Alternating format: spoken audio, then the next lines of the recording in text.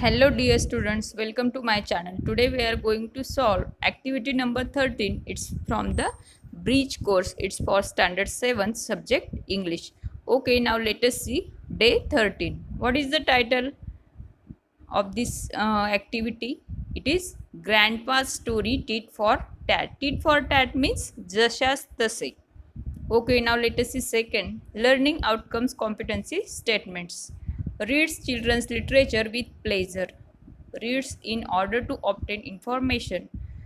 Makes notes for personal reference while reading, listening to a text. तर काय म्हटलं इथं, चिल्ड्रनसाठी तयार झालेलं जे साहित्य आहे ते अगदी आनंदाने वाचायचं. त्यानंतर reads in order to obtain information, अशा पद्धतीने वाचायचं की आपल्याला त्यातून काही ना काही माहिती मिळते, ज्ञान मिळतंय. Makes notes for personal reference, आणि स्वतःच्या माहितीसाठी आपण काय करायचे तर नोट्स तयार करायचे आहेत. जेव्हा आपण रीडिंग करू किंवा ते ऐकू तर त्यावर आधारित आपल्याला काही नोट्ससुद्धा तयार.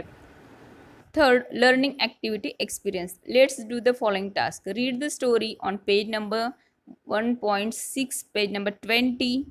Tit for tat, look at the following pictures and circle the pictures for the words that are there in the story.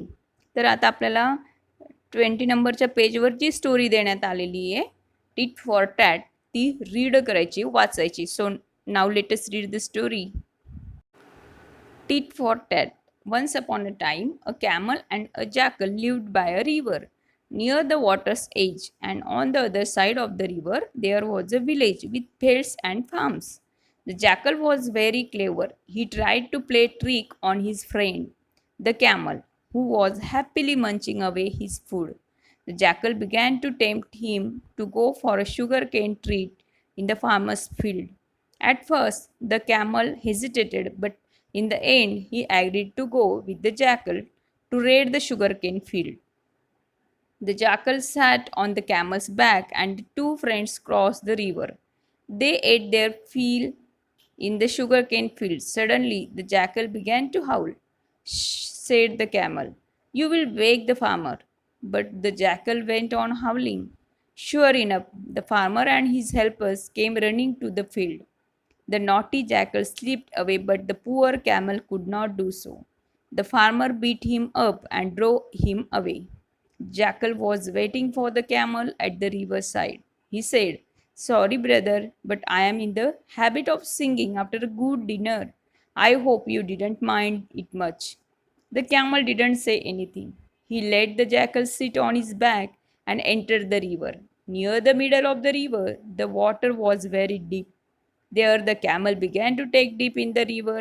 The jackal was frightened. "What are you doing, you silly fellow? Are you trying to drown me?" "No, brother," said the camel. "It's just that I am in the habit of taking a dip in the river after a good meal. I hope you don't mind." The naughty jackal learned his lesson. He never troubled the camel again. तर विद्यार्थी मित्रांनो, मागच्या वर्गात आपण ही story शिकलोच आहोत. आपल्याला माहिती काय झालं होतं, स्टोरीमध्ये एक जॅकल आणि एक कॅमल होतं. ते दोघं फ्रेंड होते आणि खूप चांगले फ्रेंड होते.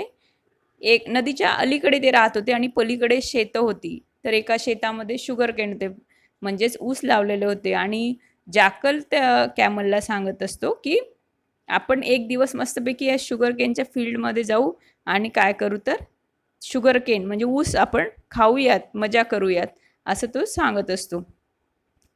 सुरुवातीला कॅमल हेजिटेट करतो, म्हणजे हो नाही नकार देत असतो. पण तरी जॅकल त्याला रेडी करतो, तयार करतो. चला आपण जाऊयात त्या शेतामध्ये. आणि जातो. मस्तपैकी दोघंही ते शुगर केन खातात, म्हणजे ऊस खातात पोट भरून. आणि तेवढ्यातच अजून जो जॅकल आहे, जॅकल म्हणजे एक जातीचा कोल्हा आहे, एका प्रकारचा कोल्हा आहे, तो कोल्ह्याचा टाईप आहे. तर तो काय करतो, गाणी गायला लागतो, म्हणजे हावलिंग करायला लागतो. ॲक्च्युअलमध्ये गाणं नाही तर तो ओरडायला लागून जातो. मग तेव्हा कॅमल त्याला म्हणतो की अरे तू त्या शेतकऱ्याला जागं करतोयस एक प्रकारे, शेतकरी इथं येईल. पण होतंही तसंच, शेतकरी तिथं येतो आणि तेवढ्यात हा जो जॅकल असतो, कोल्हा असतो, तो पळून जातो. आणि त्या शेतकऱ्याला कोण दिसतं तिथं तर उंट दिसतो. उंटाला तो मार देतो आणि त्या शेतातून हाकलून लावतो.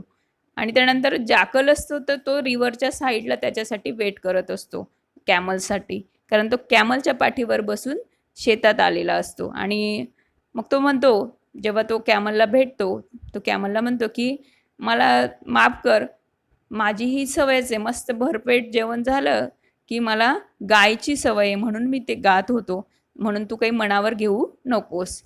अशाच वेळेस मग कॅमल काही बोलत नाही आणि जॅकल कॅमलच्या पाठीवर बसतं आणि आता नदी पार करायची असते, त्यांना नदी ओलांडायची असते.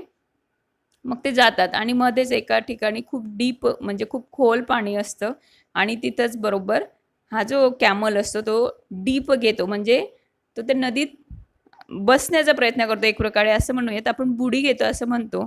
तर एक प्रकारे तो नदीमध्ये बसण्याचा प्रयत्न करतो आणि त्यामुळे जॅकल काय होतं तर जॅकल बुडतो की काय त्या नदीमध्ये असं त्याला वाटू लागतं. तो घाबरतो आणि तो म्हणतो, "अरे मूर्खा काय करतोयस?"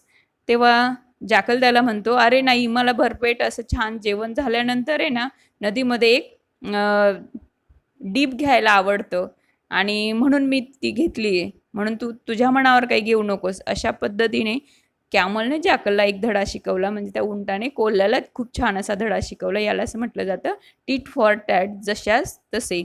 तेव्हा तो जॅकल हा जो कोल्हा असतो तो एक धडा शिकतो की आपण कोणाशी अशा पद्धतीने वागत असतो तर समोरचाही आपल्याशी तशाच पद्धतीने वागू शकतो. म्हणून केव्हाही इतरांशी चांगले वागावे, हा एक लेसन या स्टोरीद्वारे तो शिकतोय. तर पहा काय सांगितलं होतं आपल्याला, look at the following pictures and circle the pictures for the words that are there in the story.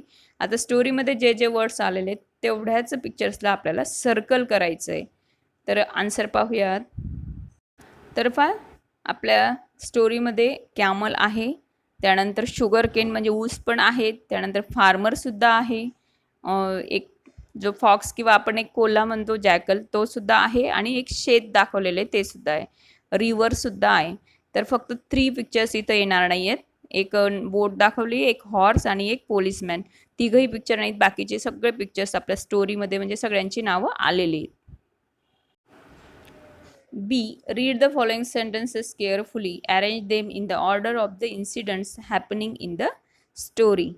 तर काही सेंटेन्सेस दिलेत, काही वाक्य दिलेले आहेत आणि स्टोरीमध्ये कशा कशा पद्धतीने त्या घटना घडल्या आहेत, घटनाक्रम आपल्याला इथं लावायचा आहे. तर फर्स्ट दिले द कॅमल टूक a deep in the river, तर हे तर सुरुवातीला येणारच नाही, म्हणून आपण सिक्वेन्सलीच आन्सर पाहूयात. First, the jackal and camel crossed the river to eat sugar canes. Second, they ate the sugar canes. Third, the farmer beat the camel up. Fourth, the camel and the jackal started coming back. Fifth, the camel took a dip in the river. And last sentence is, the naughty jackal learnt his lesson. तर step by step मी बरोबर घटनाक्रम हा इथं लावून दिला आहे, व्यवस्थितपणे नोटबुकमध्ये लिहून घ्यायचं आहे.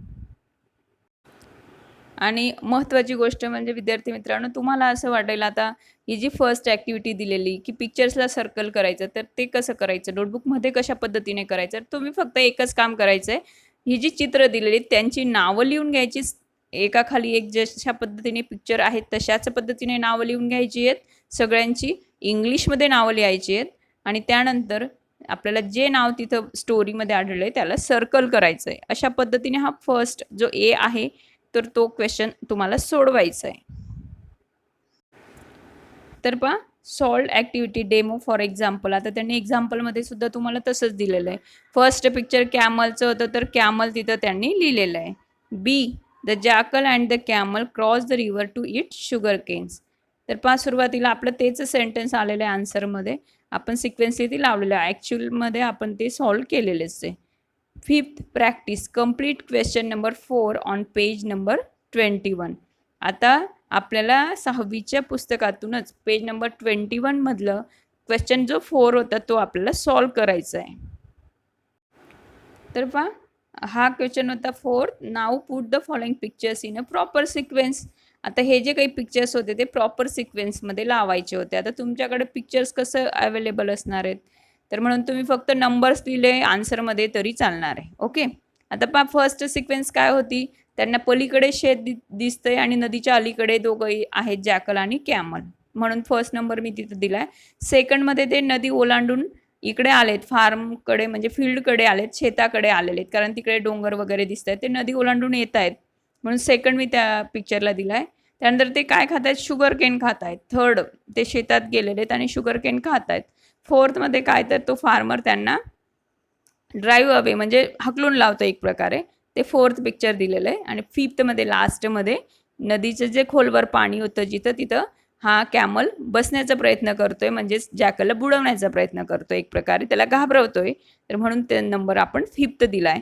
तर अशाच पद्धतीने तुम्ही 2, 3, 5, 1, 4 असे नंबर्स देऊन क्वेश्चन लिहिल्यानंतर असे नंबर्स देऊन आन्सर कंप्लीट करायचं आहे. त्यानंतर पहा extension activity, parallel activity, reinforcement.